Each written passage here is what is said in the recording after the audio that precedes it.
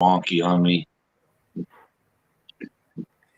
Hey everybody, this is Daryl, aka the D. Wait, it's over here. Right there it is.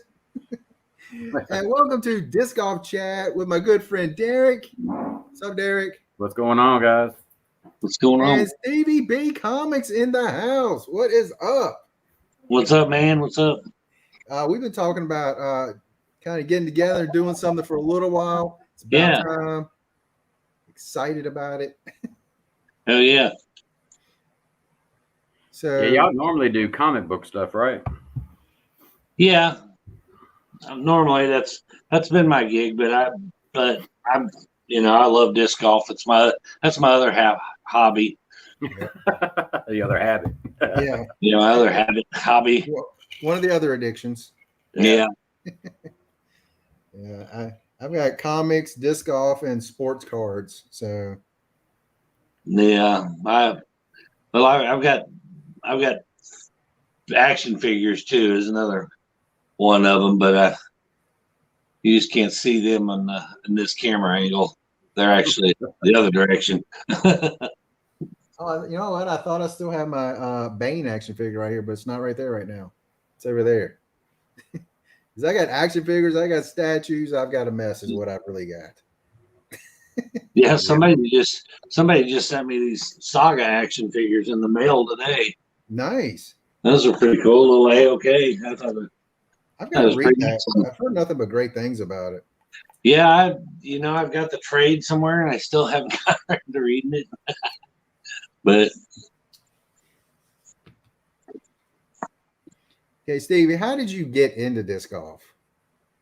Honestly, when I was a real little kid, was the first experience with it. I thought I invented it because me and my buddies were out just throwing frisbees around, and we just like, hey, I got an idea. Let's play golf, and we'll see how many tries it takes us to hit that tree. And so we started doing that, and then he kind of nothing ever became of it for years and years and years later. And then I just happened to be watching a YouTube channel, and I think I turned on a disc golf tournament, and I was like, they have tournaments for this stuff? And I couldn't believe it. And I got to watching it, and this was just about like 3 years ago. And then I was like, man, that looks like fun again. So went out and bought a little starter pack at Walmart, and went out there and realized just how hard it really is. But once you learn the mechanics of it a little bit, then it's still frustrating, but it becomes a lot more fun. And then I just got addicted to it. Yep. Yeah, it sounds about right. Yeah. Yeah. I mean, I know I relate so much to it's a lot of fun, but very frustrating. Yeah, it is. But it gets me out of the house, it gets me some exercise, and so I always loved to hike, even when I was a kid, and it kind of combines two elements, a little sport, but hiking too. Yeah. Toting around a bag full of stuff. So it's a backpack, and you're off. So what is your favorite discs right now? I got a mixed bag, but yep, me too. I tend to lean toward Innova more than anything. Well, my go-to, my trusty is my little Leopard here. It's beat in, it's beat to hell, and it's a 6-speed, so it's a fairway driver, but it's for noodle arms like mine, so I can still get some little bit of distance out of it. But this thing's as straight as an arrow, and it'll hold a line, but it'll hold whatever line you put it on forever. So that's probably my favorite disc in the bag, and then probably my for my sidearms and nice spike hyzers, I go with my Valkyrie here. Nice. High speed, but I use those two more than any of them, other than my putter, of course. I with my P3. Yep. I got my P4, which I absolutely love. Yeah, I had a Warden, but it was a really overstable Warden, and not that I could putt with a crap anyway, but this one made it worse, so I switched. Southern Comic Geek. show off your variant discs. Yeah, my Valiant books. The troll. Derek, what is your go-to disc right now, by the way?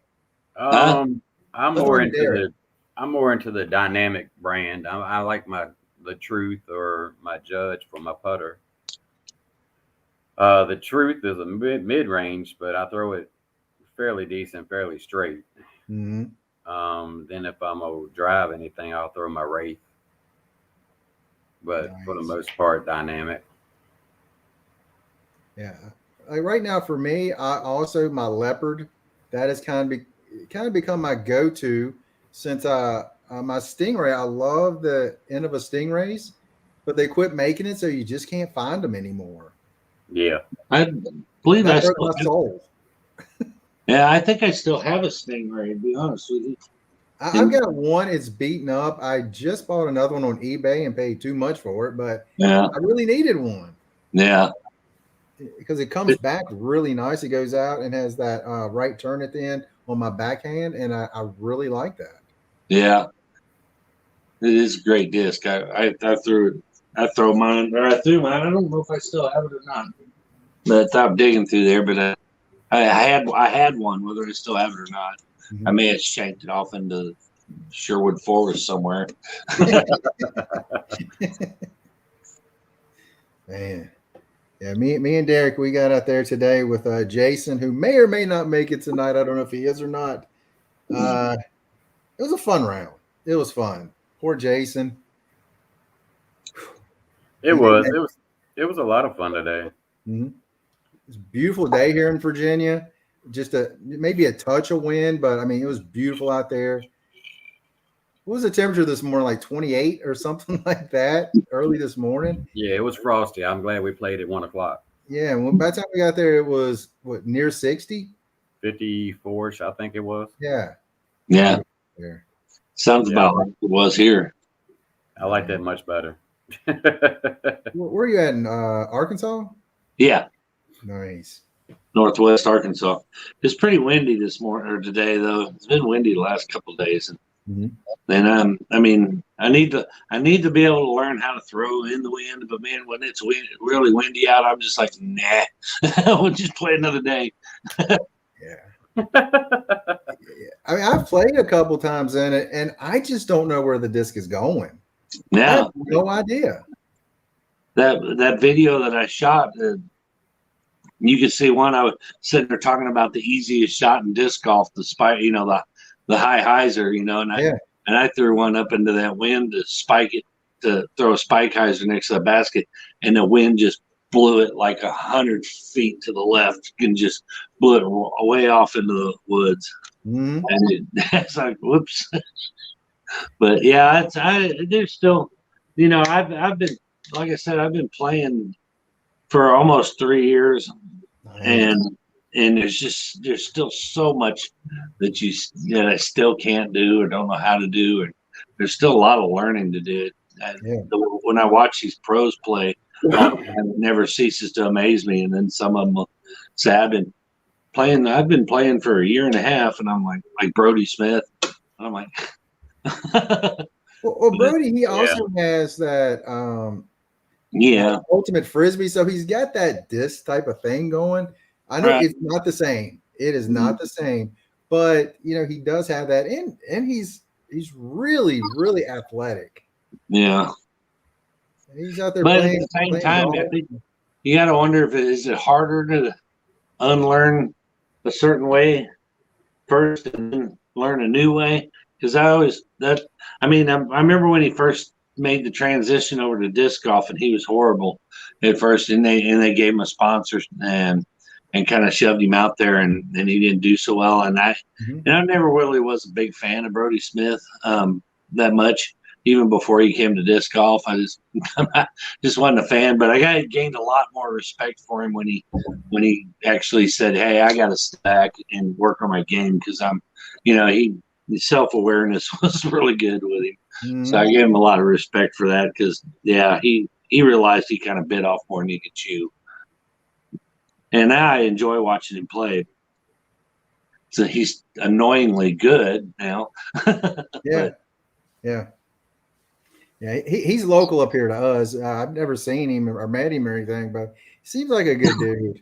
He seems like it. He's just, but I don't know. He's just got those little annoying tendencies that bug me. And if he overuse of the term dark horse and he get freaky, and I'm like, oh Lord, dude, quit. Dude, he's branded, man. He's. I know it. He's got a little bug in your hair, It's like over on the comic book side, Wink Ink, you know him, right? Yeah. And then he is trying so hard to make the term slabby boy a thing. And I'm going, quit it. No, that's going to be stuck in my head. Derek, what were you going to say? I was just saying, I've seen Brody around town quite a few times now. I mean, he's very polite. I mean, of course, I don't know him. I don't speak to him, like we're not friends or anything. But I mean, said hi to him or whatever. I mean, he's a polite gentleman. I think kind of like what we were talking about this afternoon, Brody's got that. He's good. He's annoyingly good, but then he's got those moments to where he's just plays just like we do. So, he's not stand out by any means. In that kind of term, he is, susceptible to having a bad day. Oh yeah. Which I think it makes him a real person. Yep. But I mean, of course, fame and notoriety comes with its price. So. Right. I didn't know Brody until he first started into disc golf last year. So that's really all I know about it. I mean, I know that he did a lot of other stuff before that. Huge in YouTube, especially the ultimate Frisbee and all the trick shot stuff he did.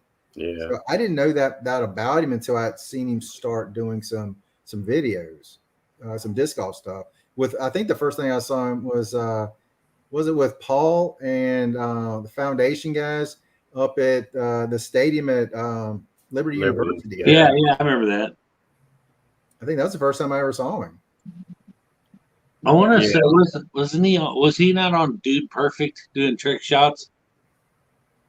I think he may have been. I think I remember that being the first time I saw him was on Dude Perfect doing Frisbee trick shots. Yeah, I think he may have, now that you mentioned that or whatever. I'll have to go back and look it up, but I'm pretty sure that's where I first heard the name anyway. Yeah, and then I mean, when you watch a lot of disc golf videos of, eventually, similar videos pop up, and I think you probably saw a couple of his trick shot videos. They kind of, because you watch this, you should watch this, right? Kind of thing. And I watched a couple of those, but I don't think I've ever watched any ultimate Frisbee at all. So I don't even know how it works. I've watched a little bit of it. It's almost like football, to be honest with you. It's kind of the same format.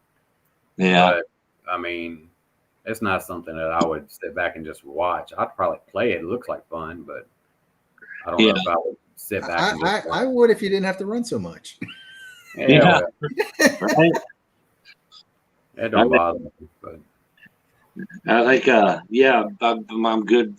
I'm good to sprint for about 40 feet and then give me an oxygen tank. There you go. And then people trying to tackle me too.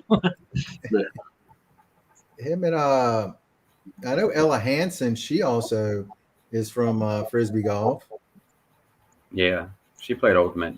Yeah, Ultimate. Yeah, that's what I meant. Ultimate, and she impresses me. I really want to get her on the show. The day I really knew I wanted to have her on the show was, I think it was Portland. It was the final round. It was her, Paige, Katrina Allen, and someone else. I can't remember who the fourth was, but they did a slow-mo of her shot, of her drive. And I'm like, that is maybe the most athletic drive of anybody, male or female. I mean, she really rotates and gets way back. She's got a lot of hip movement and a lot of form. She's really tight on her form. You can tell she's practiced a lot. Yeah. And I'm just like, this is the best swing I've seen. It's like when you see, you go, okay, I know why she throws so far. Yeah. Like Paige, I don't know how she throws so far. She's like 5'2", 110 pounds. Oh man, she launches. I almost quit disc golf the first time I saw her throw. I would just threw my bag down and said, "Man, forget it. if this girl that weighs 45 pounds and you can get out there and throw that thing 500 feet and I can't get it, yeah, man." But that was crazy. But man, she is. I mean, she is like Paul Macbeth, the female Paul Macbeth. She's just good. There's just nothing you can say about it. Yeah. Yeah. Well, I mean, that comes with that eat, sleep, and play all the time. Yeah. I mean, we don't have the time for that. No. I mean, especially if you work or have any kind of home or businesses or whatever. I mean, you ain't got time to go out there and play every day, all day. I mean, they live in a van. I mean, they're basically nomads, just going around from course to course to course to course. Yeah. So, I mean, it's not something that has been given to them. They work their butt off. No, they all earned. I give it to them. They all earned their spot. Mm-hmm. Oh yeah. But at some point in time, you were also, I don't know anybody's story, but at some point in time, you had to have somebody's financial support to be able to do so. Mm-hmm. Oh yeah. If that makes any sense. Yeah, definitely. I mean, the disc golf is in its infancy as far as being coming into the mainstream. Yeah. And I mean, I'm sure this generation of players now they're probably getting overwhelmed at how fast it's growing. Mm-hmm. Yeah, it's funny. I always hear these players talk about how huge it's gotten, and I'm like, when I talk to people that don't play, they have no idea what I'm talking about. Yeah, and that really tells me how small it really is. I think it's people that are in it, they are in it. I think it's gotten big and within itself. Yeah, right. Internally, it has, as far as the world of sports goes, it's a minute drop in the bucket. Yeah, right. Because I mean, it's very, very seldom do you speak to anybody that knows what the heck you're talking about, or it's like, oh, is that what that basket's for? Yeah. Oh, that's spork. I didn't know what it is for. I thought it was a birthday. I thought they just forgot to put a trash bag in it. Yeah, that one. Man. I used to be that guy. What in the world is that thing out there in the middle of the? Yeah, I was better off when I thought that too. Yeah. Yeah. I was more mentally healthy. Yeah, right. I mean, we were talking. You and I, Daryl, were talking here a few weeks back about the pay-per-views and stuff on it already and stuff. Yeah. And I think, I think they within the community, I think they think they're bigger than they really are at this point. Yeah. Sometimes, I think they're trying to push so hard to become. They want to be featured on Sports Center every week. And they want. Yeah. And I think personally, I think disc golf is tailor made for something like the X Games. Yeah, I would agree with that. Yeah, I think it would be a great thing for Summer X Games. Yeah. But that's like I was saying, I think it's more of an internal growth than it is anything else. I think they're seeing themselves bigger than what they actually is. Right. When it comes to the whole sports spectrum. And I think they kind of, I want to say, and I'm sure they probably had great revenue off of it, within itself. But I'm thinking, as far as the pay-per-view tournaments and stuff like that, I think they kind of overstepped their boundaries and shot themselves in the foot just because it's not at that level. I mean, your normal person, they'll sit back and, they'll buy a Tyson fight back in the day. But I mean, look at how far Tyson had to come to get to that point to have a paid fight. Yep. Those kind of things or whatever. So I think they're on the track. They're on the right track. They got the right mindset. I think they just kind of jumped the gun, if that makes any sense. Yeah. Right. And I'm afraid that by doing so, they're gonna, they're putting the fire out, prematurely. I think they're going to run a few viewers off because there's a lot of people that like to watch it, but they're not going to pay to watch it. You know, not at this to level. watch it. You can watch it. Yeah, not at this level. And I mean, Not yet. Right. You start having $100,000 tournament or something like that, then yeah, maybe so. Yeah, and you'll gain a couple more 10, 20,000 viewers, something like that. See the pro worlds going pay-per-view or something like that, big, major tournaments. But or maybe if it was adopted into the Olympics or something crazy, something they need a catalyst to really boost it to be at this point. That's something that I remember hearing people when they were talking about, when the Olympics came, they were like, no, I don't think it should be in the Olympics. No. I'm like, are you kidding me? I mean, you would rather play at Portland or Iowa or somewhere, Emporia, but the Olympic Games, once every 4 years, you're wearing your country on you. Like, I'm sorry, I would want to go for that, a gold medal. I wouldn't mind seeing it there. I'm saying at the level that it's at right now, I don't think it's there. I think X Games would be a it's too early right now. Look at this. Well, look at here. the greatest disc golfer ever. Yeah. Senior Jason, what is up? What's up? A hat. Everybody else has a hat. Next to you, be an individual, Jason. Be an individual, buddy. You be you. That's right. Yeah. Yeah, but as far as the Olympics goes, I mean, I don't even know if what I'm saying is that was just a hypothetical. Right. I mean, I don't mean like now. What I'm saying is they need a catalyst. They need some form of a catalyst to bring them up out of the position they're in, if that makes any sense. Yeah. All right. It's just like if I go out here and start a new stock. I mean, if nobody knows who my company is, I mean, why are they going to buy it? Yep. You know what I'm saying? Right. I mean, they need some kind of catalyst, some kind of catapult to get them out of the level they are, to take them to the next level, to get more awareness, more views, more this, more that. That's really all I was saying. It's like for me, I look at something like NBC Sports Network or something like that, right? And then, or maybe even go to ESPN, ESPN2 or something like that. Yeah. I mean, look, they show cornhole. I mean, I mean, even if you went on to something like, I don't know, like Plato or something like that, where it's internet TV, like Samsung streaming or something like that. You know what I'm saying? Yeah. I mean, when I was in the kayak world, there's all kinds of the kayak fishing shows all over Waypoint, stuff like that. It's an actual channel for it.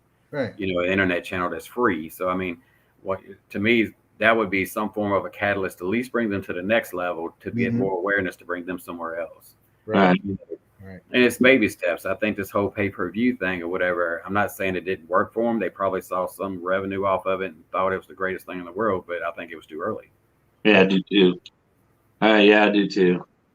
Yeah, I'm coming in late, but that's what I was actually getting ready to say was the UFC's having trouble getting people to even pay $68 for their pay-per-views. Disc golf isn't at the point to where they can start expecting people to pay for a tournament. I mean, I don't even know if people would pay big money to watch the PGA play. I mean, they get to watch it because it's sponsored by big sponsors on network TV. But if Augusta was like, all right, it's going to cost you $200 to watch the tournament, people are probably like, I don't need to see the Masters. Yeah. Yeah. Right. Yeah. I mean, it's just, like I said, I agree. I think they're trying to force it now. They're trying to. They see a little spark, a little hint of growth and popularity, and they're trying to dump gas on it and get it burning. Right. I mean, you light a match and you dump a bucket of gas on it. What happens? And you take another aspect of it too. I mean, they're riding Paul Macbeth and Paige Pierce like crazy. Oh yeah. So they're building this thing off of their backs, if you really want to think about it. Yeah. Right. Like Joe Mez I've watched his videos and stuff like that. They're great videos and all, but I'm not going to pay to subscribe to watch any of it. I promise you that. No. Especially when it's free on YouTube and they all have their own channels and they all have this and they all have that, whatever. I think the one problem they're going to run into is they're riding Paul and they're riding Paige so hard that eventually it's going to collapse. They're not going to always be there and perform the way they perform. They're athletes. Paul, there is another generation of amazingly talented people. Oh yeah, That's coming up right behind them.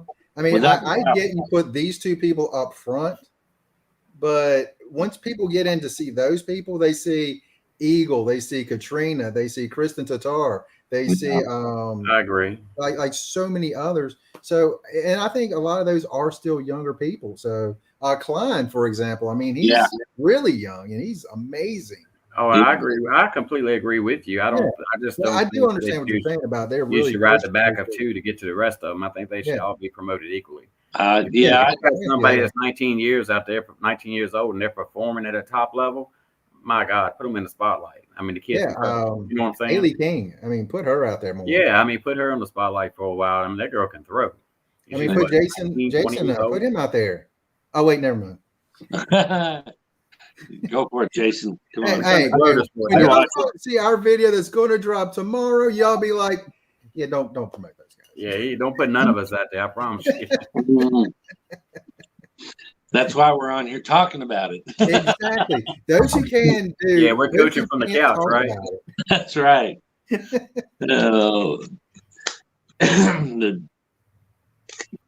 But yeah, I agree. I think Paul and Paige, they shine the spotlight on the sport for sure. I mean, they were the best in the world, and they were the ones that made people look at the sport and go, "Holy crap! I didn't know people could do that." Yeah. With a frisbee, But I think I think you can see them now. I can see the torch being passed a little bit to the to the younger crowds, and I mean, Paul McGrath didn't have a stellar year this year like he did in 2020. 2021 wasn't a monster year for him like they have been before. He isn't dominating like he was. Yeah. Right. And Paige, she had runs of greatness and runs of mediocrity. Let me rephrase that. Mediocrity for her. Yeah. I mean, she's used to not finishing out of the top one. She finished third in a tournament. Oh my gosh, what's wrong with her? I think back with the infamous missed Mando shot that she had. I think if she would have won that tournament, it would have been a PR nightmare. Yeah.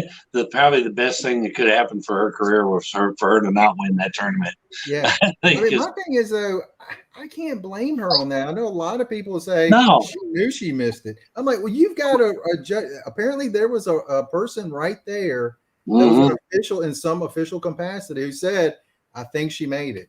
And the other girls that were on the card, they said, I don't know. I think it was right. No, I don't blame her. But when you have a win like that's tarnished with controversy and everything, it's damaging for you. Yeah. And not only that, it was the Worlds, so that was huge. So the fact that she didn't win kind of made people kind of forget about it. But if she won, I think they would have been dragging that out for the entire year on her. So I'm kind of glad. I guess I missed that. Did she call it on herself, or did she take the official? No, well, apparently, Steve, tell me if I'm wrong on this. Apparently, the rule is you can say something like you can say, "I think I missed that," and if other people on your card didn't see it, it didn't happen. She questioned it when she threw it. She was like, "Did I make the Mando?" And everybody was like, the other players were like, "I don't know, I didn't see it." And the official was like, "Yeah, you made it." And she's like, "Yeah." Okay, and then they were showing the replay at the same time, as they were showing and they were all like, she clearly missed the Mando. She clearly missed the Mando. And then they were questioning her integrity. Yeah. How can you not see your own disc and not tell that you missed the Mando that badly? And they said they were talking about how clearly she missed that. But she questioned it herself, and no one would verify that she missed it. So she went on and played. And like I said, she was leading it at that point, wasn't she? Or she was neck and neck. I think she was leading that point over Katrina, I believe, at that point. Yeah, but it was I kind of just shook my head and kind of cringed because I knew what was going to happen if she won that tournament. Yeah. they will never let her. They'll never give it to her. Right. Wasn't that, Derek, what you were talking about with like golf earlier, of taking away the camera shots because of how it affected the sand and or something in a bunker shot? Was that you that were talking about that? Or no, actually, that might have actually been. I'm sorry, that was a conversation we were having at work last night because we were watching the football game, and they were showing the instant replays of some of the stuff, and they said they took away some of those camera angles on the golf course because when the golfers would address a ball in the bunker, if the sand moved and the ball moved, then it would give you a 2-stroke penalty. Right. And in one tournament, they actually did that. They called a player 2 or 3 holes down the line and gave him a 2-stroke penalty because the ball. They went back and watched it, and somebody called into the tournament. And they did that to Dustin Johnson. When he won a major. That might be what he was talking about. And they took it away from him. Yeah. Wow. So that's kind of similar to what might have happened to Paige if she had I don't think an instant replay should affect. Right. I mean, I think if you got to catch it when it happens, or you can't come back, 3 days later and go, oh, by the way, we went back and looked at the footage. I don't think you should be able to do that, but. If you catch it, like instant replay in football, they don't come back 3 days later and say that wasn't a touchdown. We're taking the game. Yeah. It's got to be. You got to be able to make it reasonable. It's got to be within a timely manner of the incident. Right. Exactly. I mean, if you would need to take a 5-minute break to view a film or whatever, then fine, take 5 minutes or whatever, stop play, whatever the case may be. Right. I don't think that's an option right now, just because you usually have a camera on 1, maybe 2 groups. Yeah. I mean, it's if it happens on the 5th card, I mean.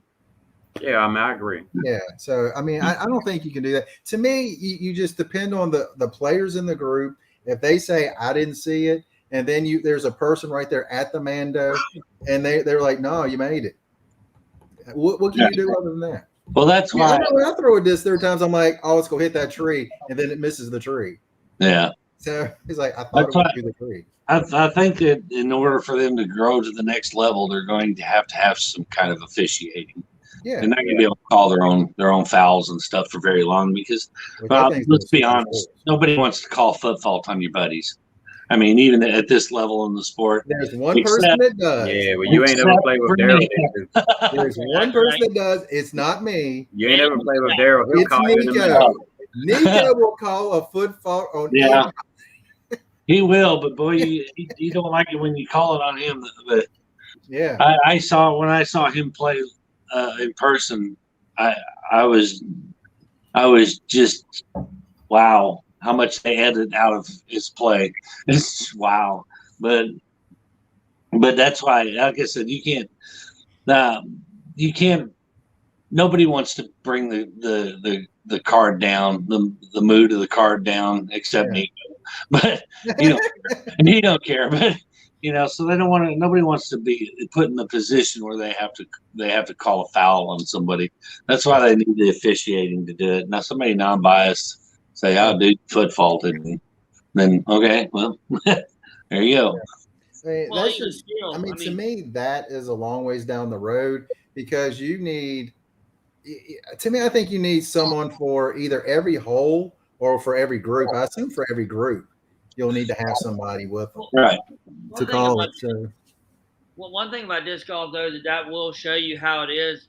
I would almost say, I mean, and not comparing to regular golf, comparing to golf, but disc golf is a more honorable sport because imagine if you let the NFL or NBA players call fouls on each other. Right. That would finish the game.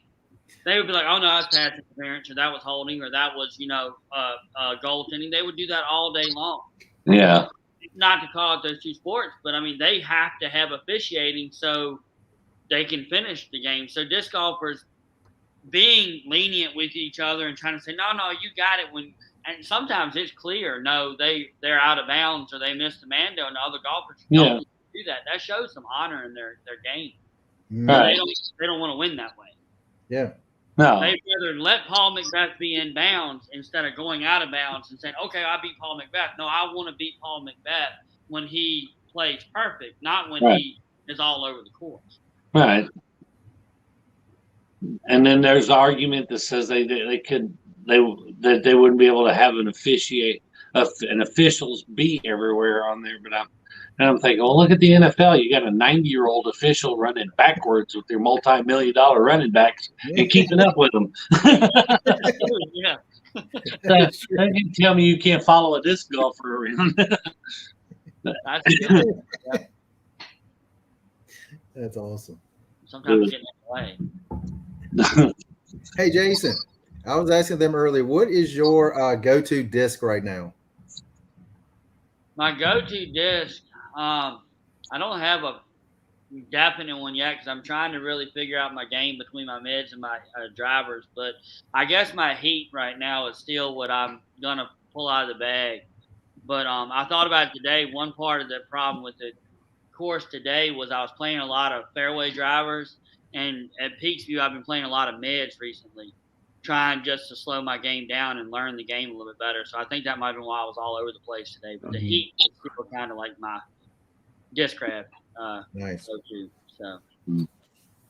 So we got two Innova, a Discraft, and a dynamic disc. There we go. We're all over the board. And if I'm not mistaken, we all have a mixed bag. Yeah, so there you go. I've got a few, of everything in there, but I tend to lean toward Innova more. Mm-hmm. All right, favorite players.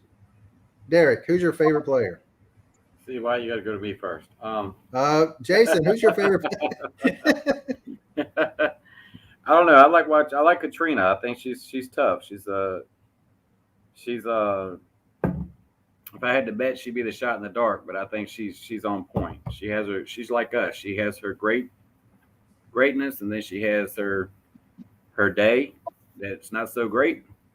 To me, she's more of a real person. She's more of a real thrower. She's not. I can't sit back and watch her drive and actually predict where it's going to go like you can some of the other ones. Yeah. One thing about her swing is I don't know how she gets that arm so high before she throws. Like my body doesn't contort that way. Yeah. Steve, your favorite player? And yes, male or female. Well, right now I always gotta just cause he's a hometown guy. I'm Kevin Jones. Gotta love him, KJ. I like how he's evolved in one year. He used to win one bad shot and he was done for the tournament because he'd stay on tilt for the whole rest of the tournament. But it's cool to see him in his own and start shaking it off and he has a level of maturity and a level of immaturity at the same time that I really like to watch. He's a lot of fun to watch. Love watching him in the skins matches and stuff.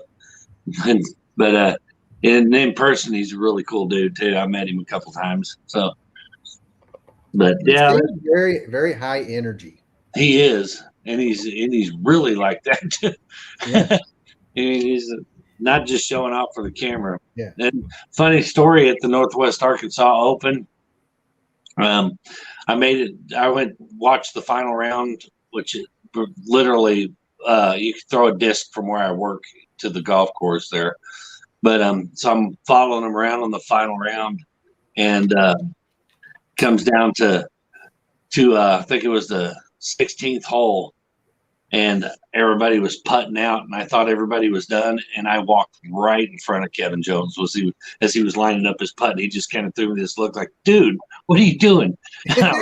Oh crap! Oh. I was like, "Thank God they cut that out." They edited it out. That would have been awesome to see that in the video. But I did. I walked up. And I even apologized to him right at the end when I was trying to get him to sign my disc. Then I said, "I'm so sorry." I said, "I thought he said, it's all good, man. I made it." Yeah, but Kevin Jones is ranked number 7 right now. Is it? He is good. He's ranked number 7. He fell back a spot. He was previously number 6, but he's ranked number 7 right now. I mean, he throws a grenade like nobody's business. Yeah. And you should see these holes in person that he throws his grenades the Northwest Arkansas Open, there was 3 holes that he threw grenades on, and I'm looking at him, and when we were filming our little play the last time, and I even made the comment a couple times. It's like, yeah, I ain't in that, because there's just no way. I was like, how in the hell is he throwing that thing straight up over all those trees and then spiking it 10 feet from the basket?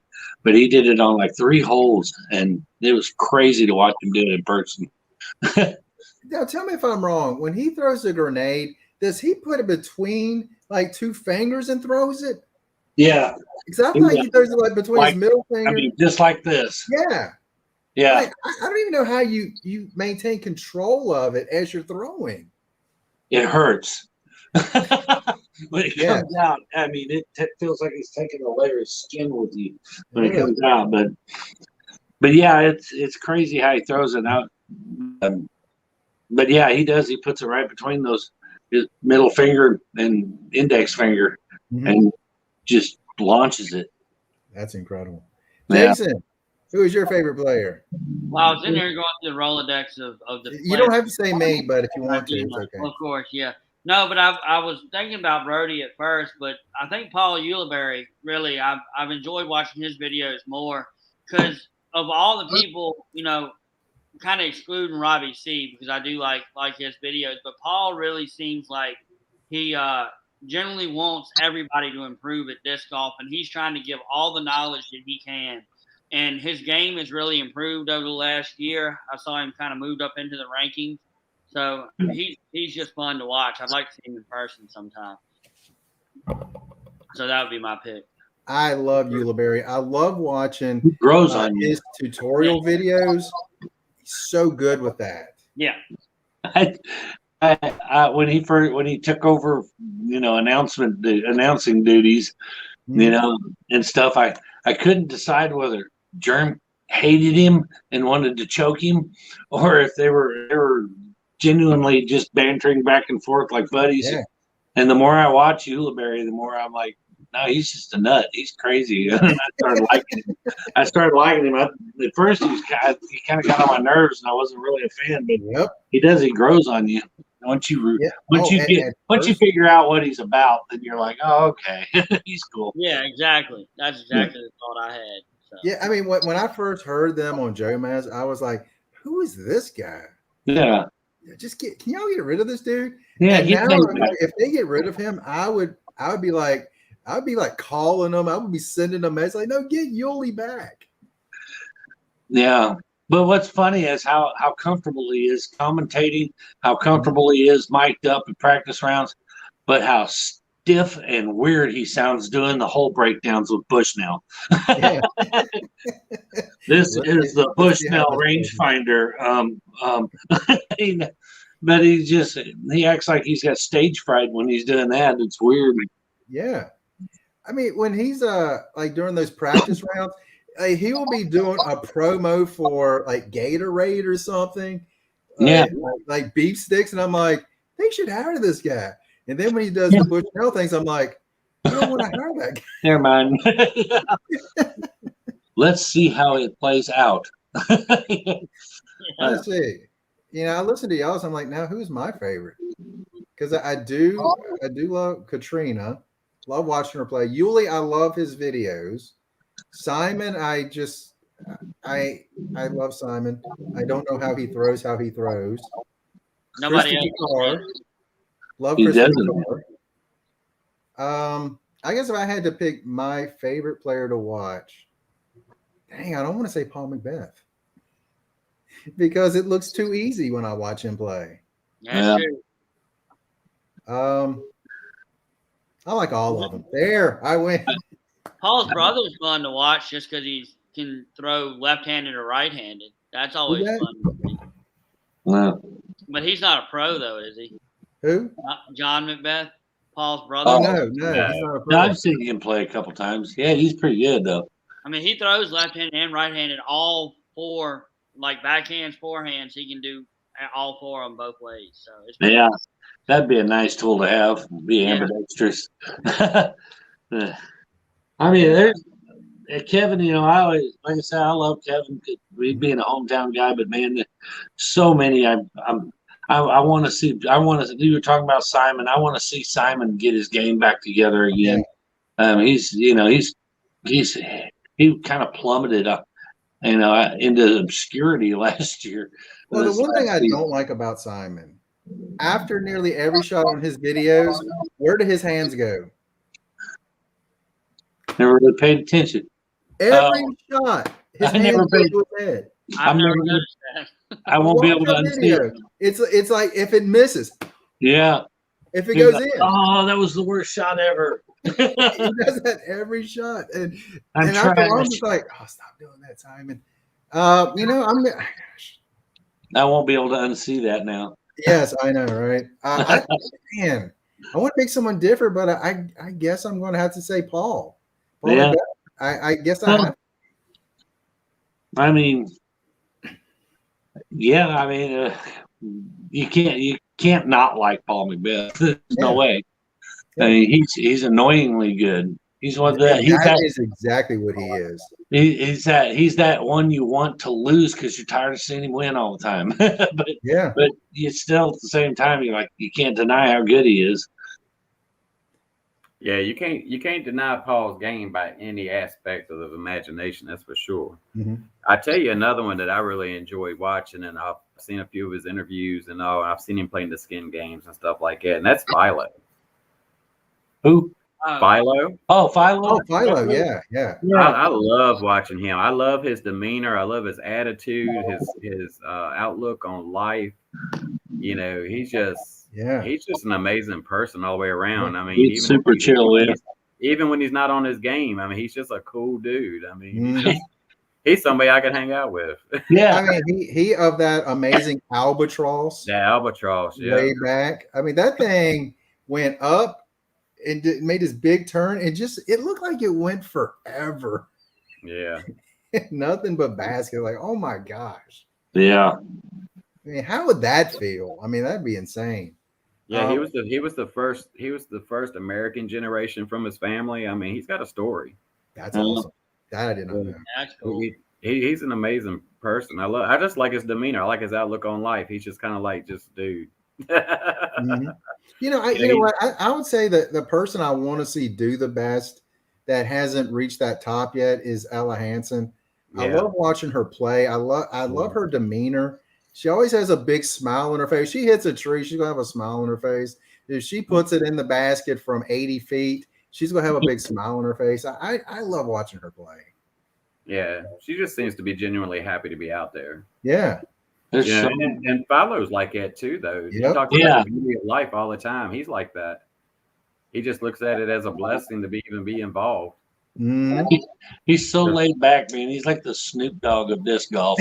Exactly, and I think that's why I like him, because I like Snoop Dogg too. He's just laid back. That is awesome. Yeah. Mind on disc golf and disc golf on his mind. Right? That's right. I think the only thing I didn't like about him is when he was doing the commentary that actually ended up being on ESPN. I didn't like that he kept using nicknames for players. Because my thought was, if you don't know who these people are, you're going to think, why are they calling this guy KJ USA? Yeah. Yeah. I mean, but I mean, me being in the know, I'm like, he's always calling him KJ USA. I think it's cool. But just for that one thing, I was like, I wish he hadn't have done that. But I don't think he knew that was going to be on ESPN when he did it. So I don't think that's a thing. They've got to give everybody nicknames now on there. And then one that Germ tried to fire off, Chris Dickerson, that kind of backfired. I think they know, and he called him C Dick. I think they're like, you know what? That doesn't sound as good. They never said it again after that, but I remember him going, "Old C Dick." Jason, that's the new name, Jason. There you go. X now. No, I'm sure there's somebody in the fire department I can coin that name to. So yeah, you probably do. We all have nicknames too. So some of them are nice. What is yours, Senior Buttlicker? That's the one you gave me years back. So we'll just go with that one. Okay, who is someone that is not in that top 10, 15 that you guys, again, male or female, you guys would like to really see in 2022 really come forward? Well, Anybody can go. my answer is going to be Brody Smith. So Yeah.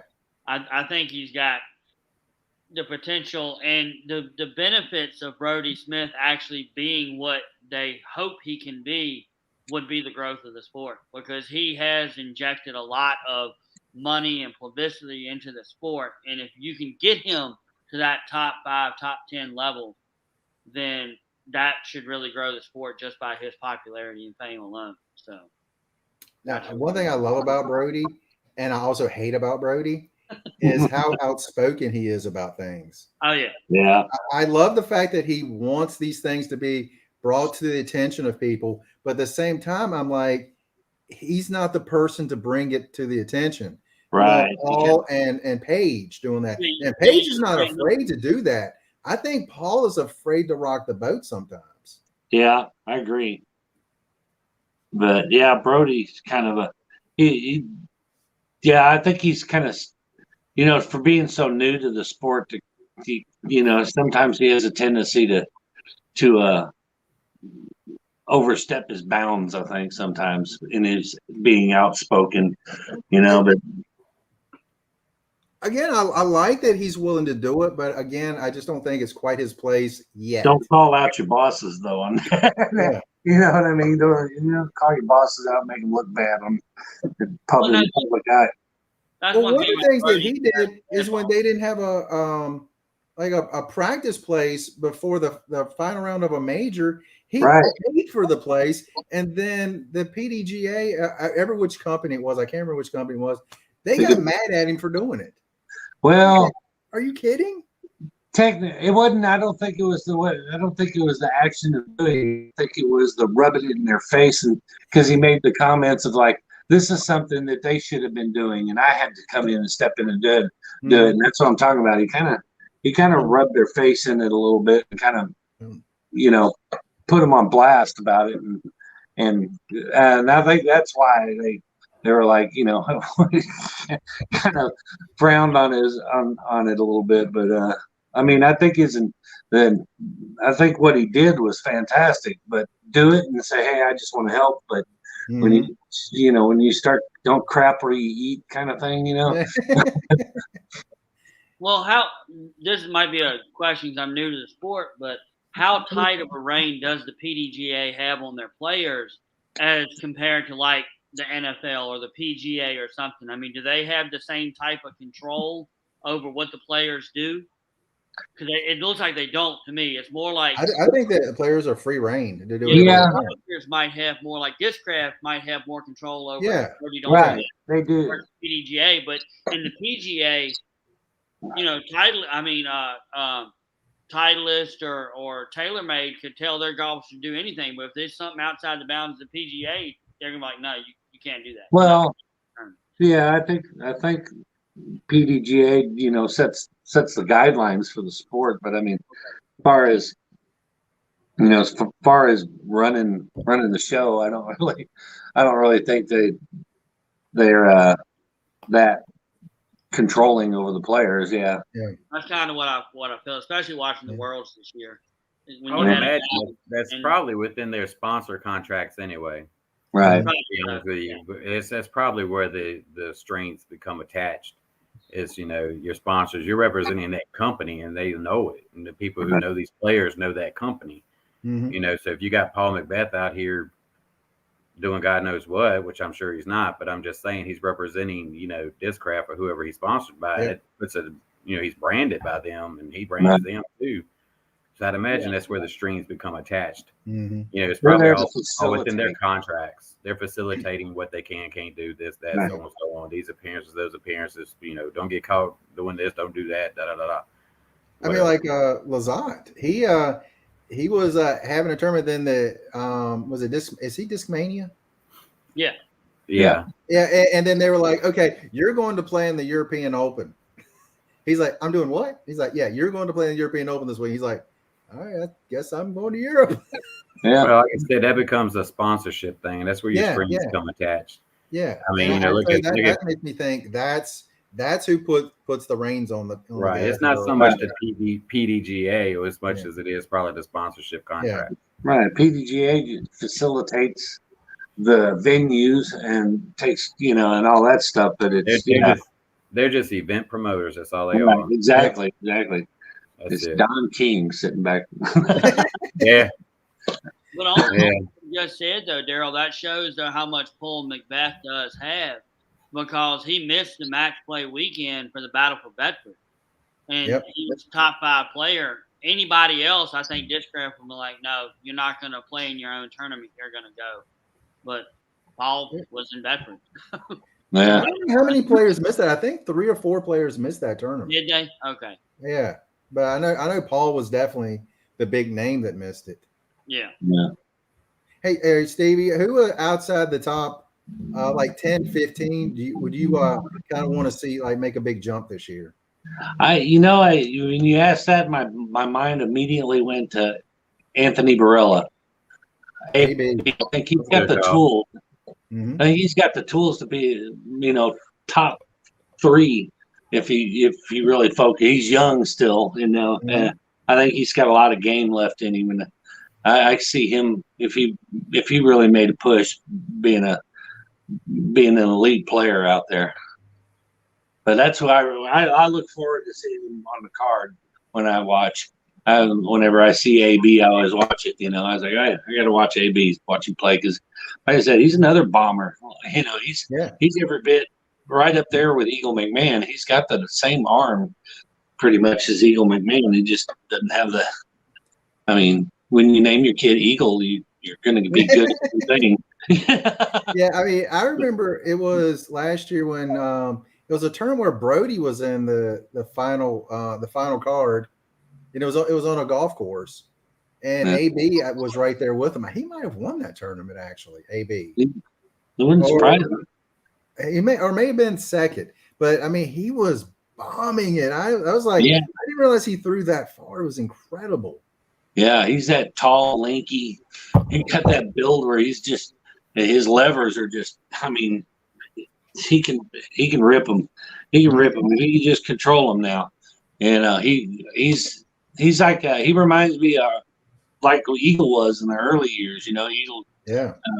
The level of maturity, to bounce back after you throw an errant shot or miss a putt and not punch the ground and break your hand.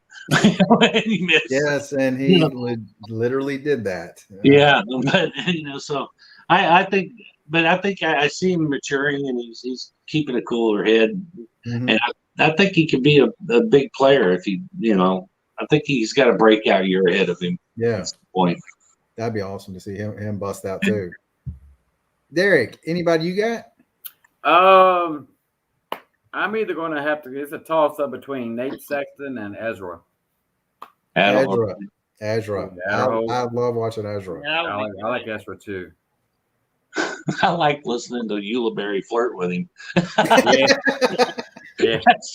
That's great TV. It's hilarious. I mean, I hate to say this, but every time I hear him talk, Jason knows where I'm going with this. If you watch Big Bang Theory, all I hear is Kripke talking. Kripke, yeah. I feel bad because the man seems like one of the nicest, most decent people. He's no Barry Kripke. No, he's a good dude, and I feel bad. I'm like, does he have an accent or a speech impediment? I can't tell what it is. I think the answer is yes to both of them. Yeah, but yeah, I agree with you. I was like, he's definitely got some Kripke in there. But he's fun to watch too. All right, Derek, why do you want to see one of these guys? I think they're popular in their own right. I think I like to compare people to us. What I like most about this sport is the fact that it's a layman's sport. Yep. Anybody who has got $50 can get into it.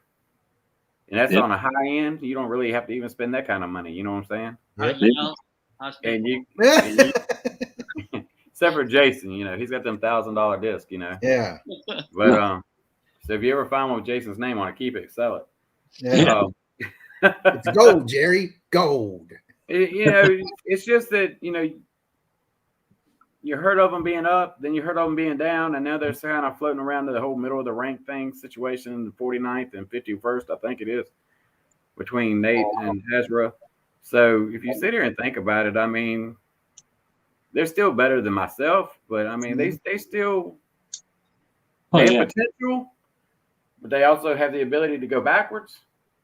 If that makes sense. And that's kind of the way I judge players. That's kind of the way I like them.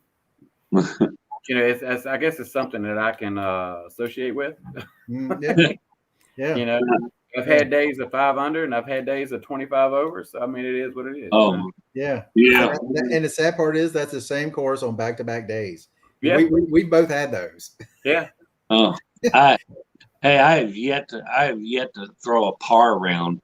I'm always over. I think my best round I've ever thrown was still like 6 over. Come up here, and we'll take you to Peaks View. After a couple of days, you'll get right down to that ballpark apart. You might get over, you might be a little over, but might be 1 or 2 under, 1 or 2 over, but you'll be right there. Yeah. Well, we've got to.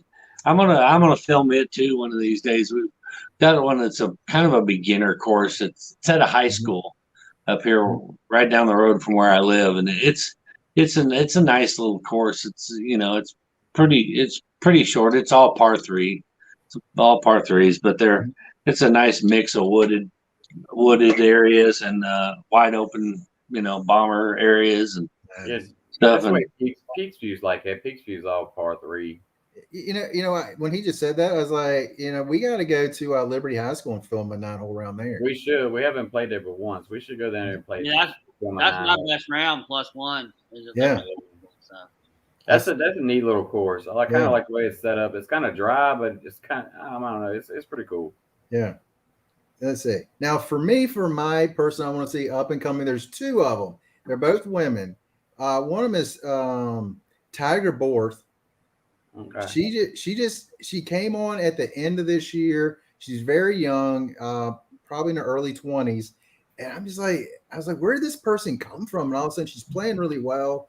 Then she'll have that 1 or 2 holes that kind of blows her round up. I really think she can be very, very good. And the other one is Rebecca Cox. Okay. I saw her on a Skins game last year, maybe year before last. She was paired up with Paul Macbeth.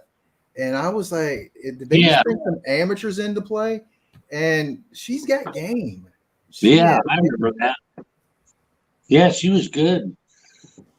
And I think she's probably right around that 15-ish right now. So I really want to see her come around this year. So I feel like she's got a lot of ability and can do it. So,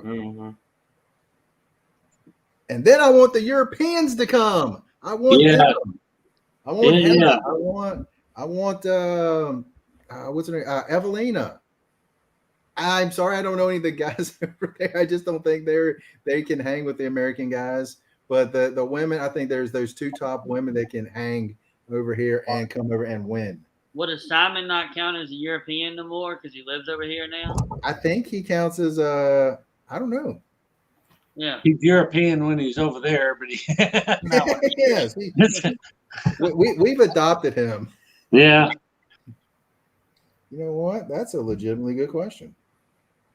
Well, I'm hoping to see that guy that was – I can't even think of his name now, but the one that was doing the videos for Latitude 64 that he took a break, the bald-headed guy. I hope he comes back and starts making more videos because those were fun to watch. I cannot remember his name right now.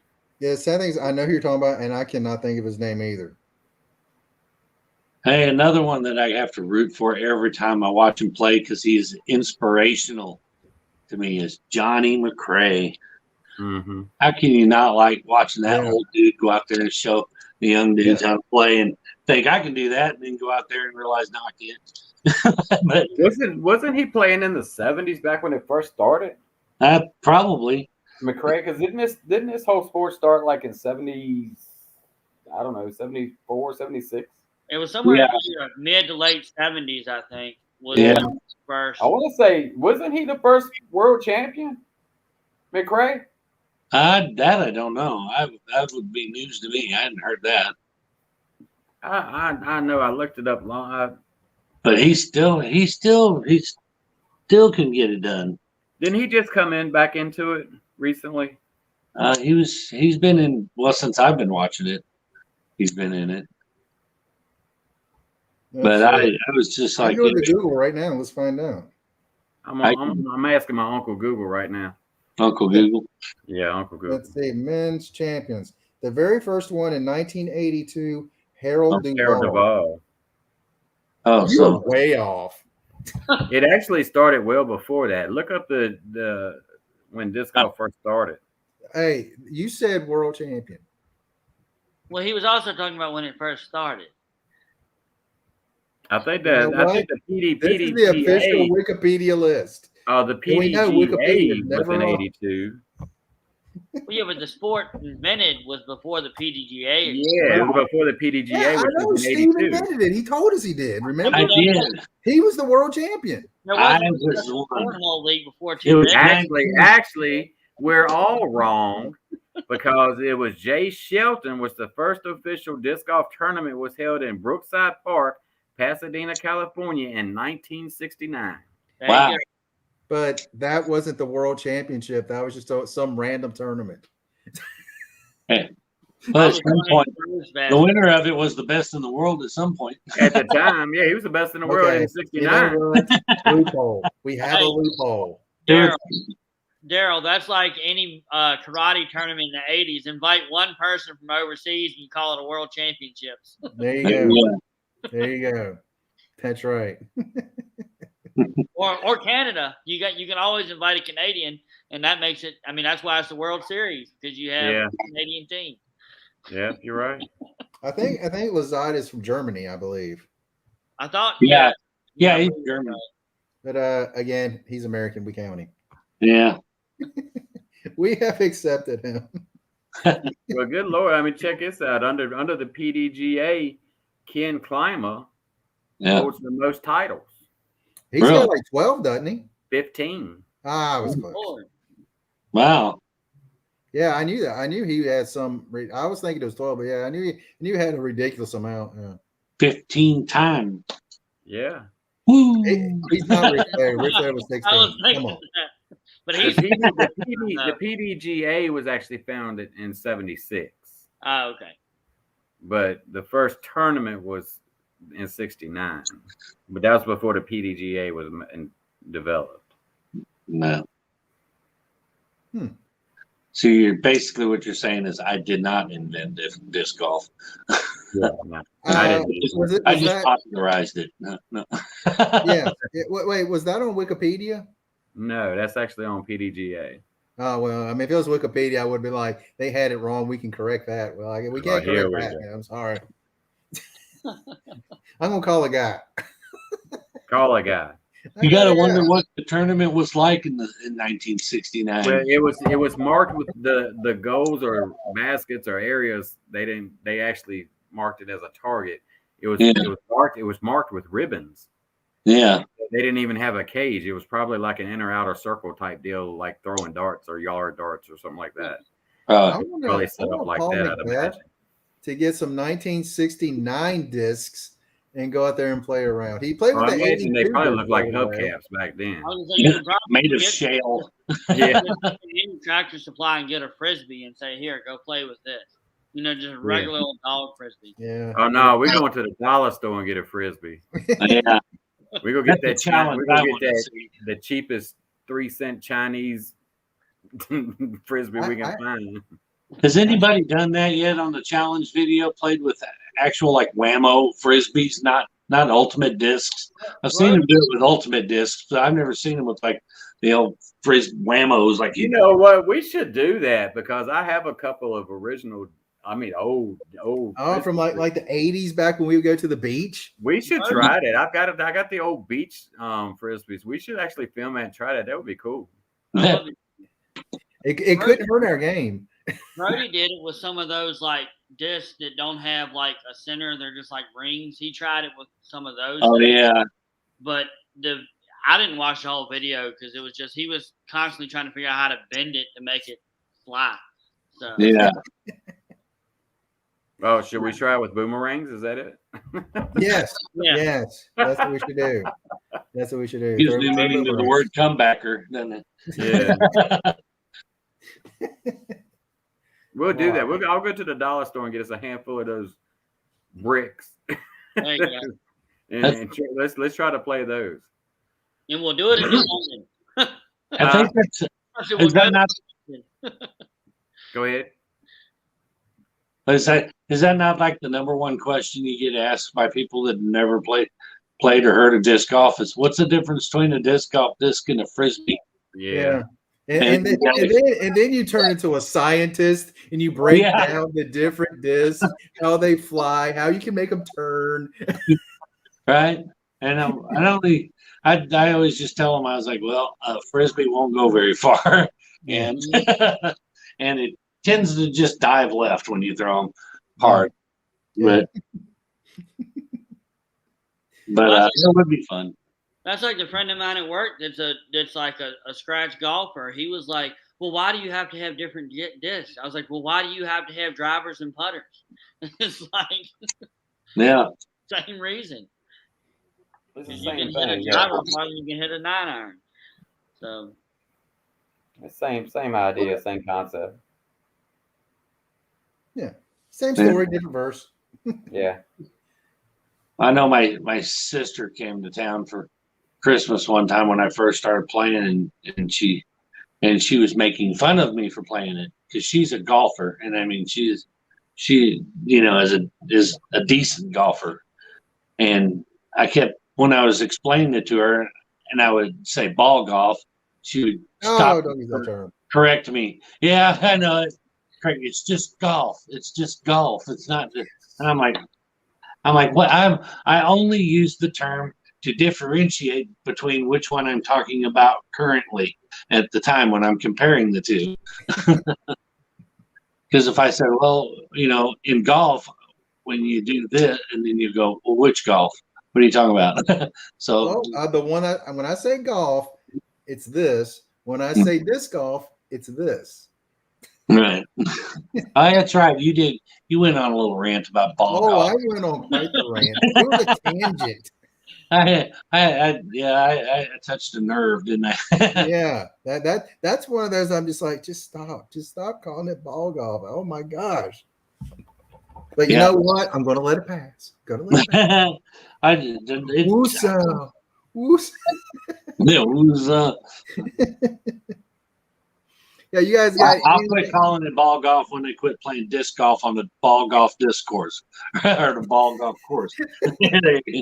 There you go.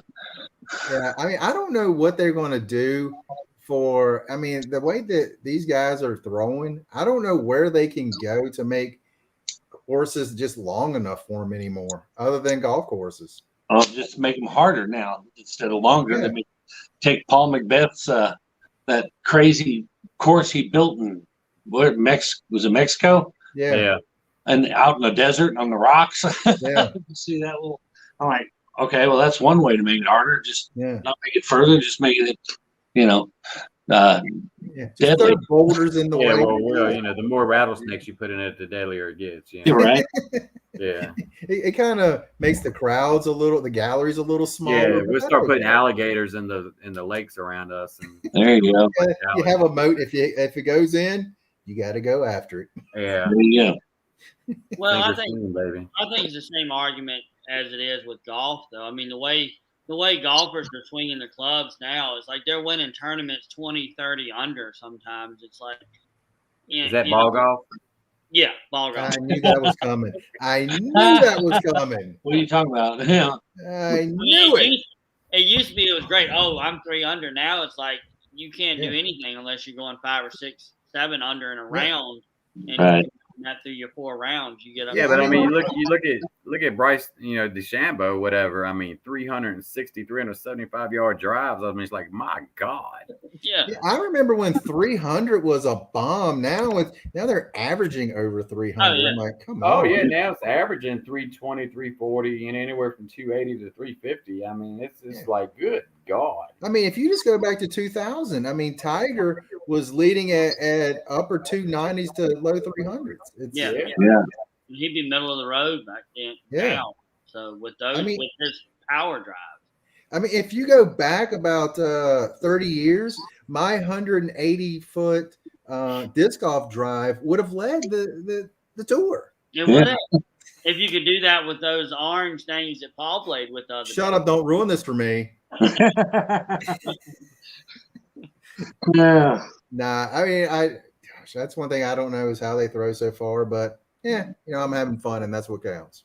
Yeah, I'm learning it. I mean, I don't know. What's hard for me is the turnover shots to get that distance what they do, because when you watch it, when it comes out of their hand, it looks like it's coming out straight out of their hand, but then you'll see it starts fading right, and then it starts coming back left, and I'm like, how are they getting to do that?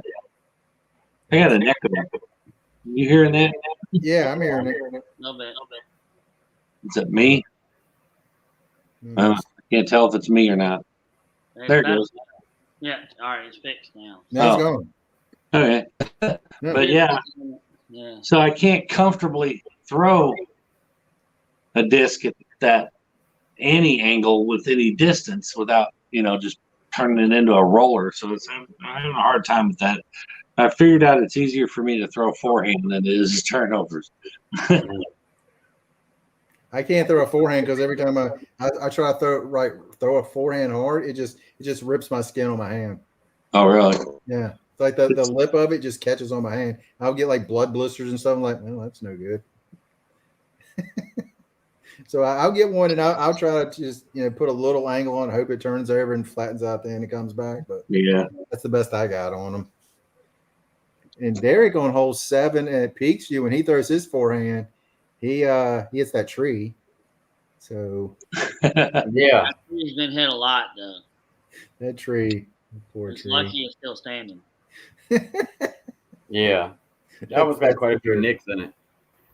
That one, and then what is it? Hole 12. Hole 12. Yeah, the little crooked tree on hole 12. Yeah, that crooked tree. Oh my gosh, taking a beating. That poor tree. Through the years, it has been devastated. All right, guys, you got anything else you want to talk about? I think I'm good, boss. All right. We go shut it off right about now. Steve, thanks about hanging out with us. And definitely I want you back. Whenever you want to come back, you are definitely welcome. Enjoyed it, man. Not very often you come in people that are into comics and disc golf like you. It's just Oh, yeah. I was talking to one of my friends last year or earlier this year, and I was telling him I'm going to be on this podcast and we're talking about football and stuff. He's like, comic book people don't like football. I was like, yeah, people can like more than one thing. Yeah. He's like, oh, that's weird. So yeah, you know what? You can like multiple things, and hopefully next year when the tour gets going, Steve, you can come back. Oh yeah, if you want to, and we can talk about all the tournaments and all that good fun stuff too. Absolutely. It'd be nice to try to get some content for my channel. Yeah. Because if you do any live streams, hit me up. I will definitely come on. we're working on live streaming. Like I said, I have a laptop a little outdated, a little slow, so live streaming on it is a little iffy sometimes. A little wonky. Yeah, well, that fits our game. We're a little outdated and a little slow. Yeah. I mean, especially Derek, because he's the oldest one here. And our live stream isn't that strong, so yeah. Hey, like 2 people watching the entire time. Thank you guys for watching and hanging out with us. We don't get that very often, and I have this gut feeling that somebody here maybe has a friend in the background telling them that, hey, just keep it on. Yeah.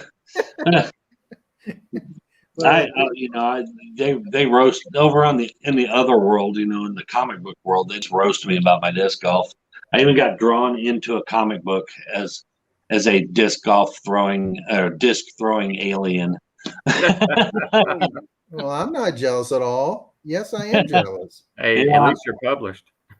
Well, it would be more exciting if I didn't fly in on a giant penis shaped rocket. So You know what? I'm not jealous anymore. Oh, come on, Daryl. You know you want to. Didn't Saturday Night Live have a skit like that like 10 years ago? Yeah. You're on Saturday Night Live, the ambiguously gay duo. Yes. Mm-hmm. Like every Sunday night we have on the Cantonese Comic Kid on his channel. He has the Extreme Nerd Table, and at the end of every show, so what do you have coming up besides disc golf? I'm like, well, I guess I got nothing now. Well, yeah.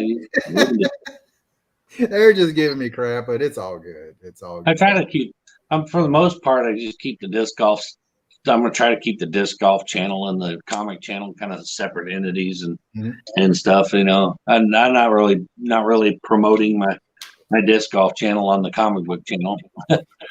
Even though you see Southern Comic Geek in here, he just wanted to come in to roast me a little bit. Yeah. If anybody here wants to find Stevie B's disc golf channel, there's a link below. S&S Disc Golf. We got your link below. Awesome.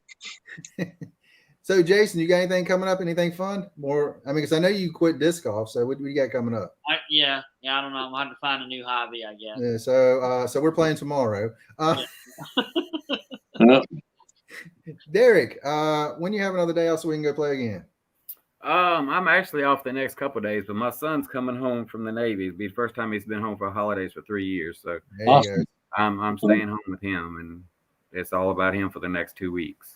There you go. That's awesome. So, always put that family first. So we're looking at close to the first of the year then. It'd be the week after Christmas, going into New Year's for me to play again. All right, that'll work. But I mean, if anything opens up, I'll holler at you and let you know. But I mean, I don't get to see him. He's not home very much. We FaceTime with him all the time, but he does such an important thing, for this country and this world. 100%. I just try my best to spend every minute with him. Well, with all the kids, but especially when he's home. Gotcha. Nice. Speaking of people that do important things, I want to. I'm kind of meant to do this at the beginning, but we kind of jumped into things.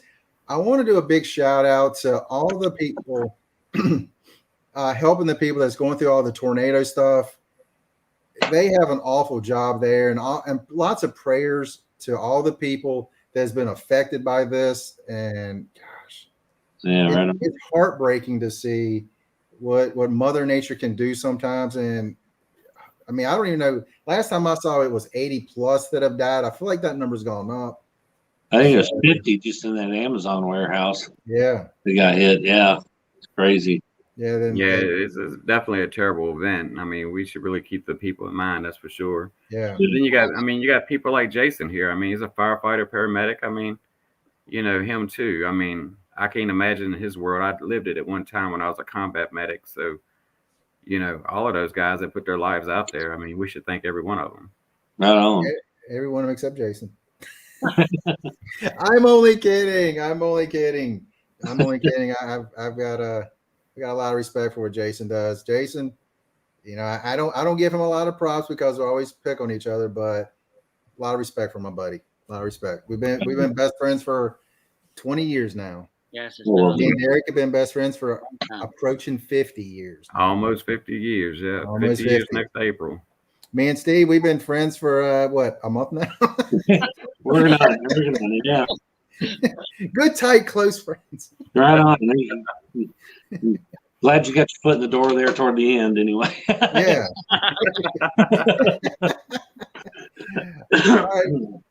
All right, guys. That's all we got. Tomorrow I will have a video out for our round at Lynchburg University. University of Lynchburg College, whatever you want to call it. We had a fun round today. frustrating round, but we had fun doing it. Other than that, more disc golf content coming out. But that's all we got. And you guys have an incredible day.